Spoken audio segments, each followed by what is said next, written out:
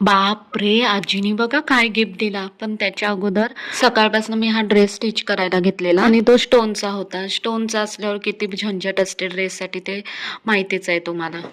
पहिल्यांदा मी असं proper cut करून घेतलेला तरी सुद्धा एक्स्ट्रा येत होता आणि असं कट करून घेतल्यानंतर अर्धा इंचावर स्टोन असे हातोडीने फोडून घेतलेले होते. आणि कोणतंही काम करत असताना माझ्यासोबत हा माझा साथी नसेल तर कोणतंच काम होऊच शकत नाही. आणि सगळे डेकोरेशन करून झाल्यानंतर फायनली ते वेळ आलेली होती आणि आमच्या छोट्याशा परीचं आगमन झालेलं होतं. सगळेच खूप आनंदात आणि जल्लोषात होते, ते तुम्हाला दिसतच असेल. बिकॉज ऑफ खूप वर्षांनी आमच्या घरात एक लक्ष्मी जन्माला आलेली आहे.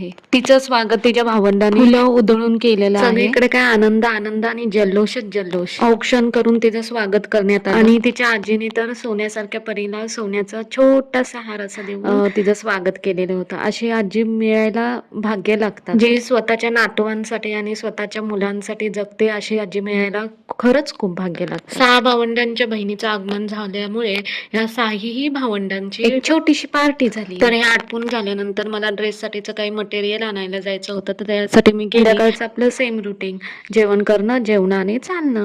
थँक्यू, बाय बाय, धन्यवाद. भेटूया नेक्स्ट ब्लॉग मध्ये.